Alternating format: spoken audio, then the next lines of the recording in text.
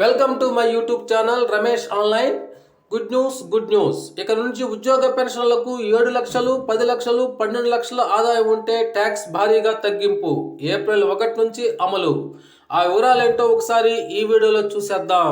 ఇక విషయానికి వచ్చినట్లయితే 7 లక్షలు, 10 లక్షలు, 12 లక్షల ఆదాయాన్ని బట్టి ఎంతెంత పన్ను చెల్లించాలి అనేటువంటి విషయాన్ని గురించి మనం ఈ వీడియోలో తెలుసుకుందాం. ఆదాయ పన్ను స్లాబ్ల సవరణ.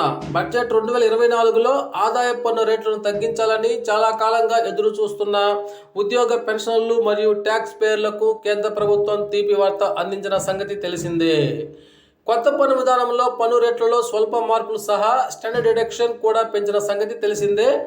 దీంతో పాటు కొత్త పన్ను విధానాన్ని ఎంచుకునేవారు గరిష్టంగా 17,500 రూపాయల పన్నును ఆదా చేసుకోవచ్చని ఆర్థిక మంత్రి నిర్మలా సీతారామన్ గారు ప్రకటించారు. పాత పన్ను విధానంలో ఎలాంటి మార్పులు లేకపోయినా అదే సమయంలో కొత్త పన్ను విధానాన్ని సడలిస్తూ కేంద్రం ఇప్పుడు అదే బాటలో పయనిస్తోంది. పాత పన్ను విధానాన్ని యథాతథంగా కొనసాగిస్తూనే కొత్త పన్ను విధానంలో పెను మార్పులను ప్రకటించారు. ముఖ్యంగా స్టాండర్డ్ డిడక్షన్ అంతకుముందు 50,000 రూపాయలు ఉండగా ఇప్పుడు మరో 25,000 రూపాయలు పెరిగి 75,000 రూపాయలకు చేరింది. అలాగే పన్ను స్లాబ్ కూడా మారింది. దీంతో గతంతో పోలిస్తే కాస్త ఎక్కువ పన్ను ఆదా అయ్యే అవకాశం ఉంది.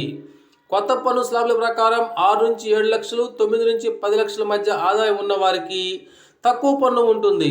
అలాగే అధిక ఆదాయం పొందేవారు పన్ను స్లాబులను మార్చుకోవడం ద్వారా పన్నును తగ్గించుకోవచ్చు.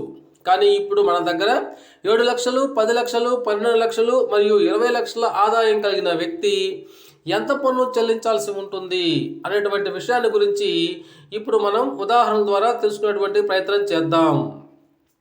కొత్త ఆదాయ పన్ను విధానంలో గతంలో 7 లక్షల వరకు ఆదాయంపై ట్యాక్స్ కట్టే అవసరం ఉండదు. అలాగే స్టాండర్డ్ డిడక్షన్ 50,000 రూపాయలు కూడా కలుపుకుంటే 7,50,000 రూపాయల వరకు ఆదాయం ఉంటే ట్యాక్స్ చెల్లించాల్సినటువంటి అవసరం లేదు. ఇప్పుడు స్టాండర్డ్ డిడక్షన్ 75,000 రూపాయలు పెరిగిన కారణంగా 7,75,000 రూపాయల వరకు పన్ను చెల్లించరు.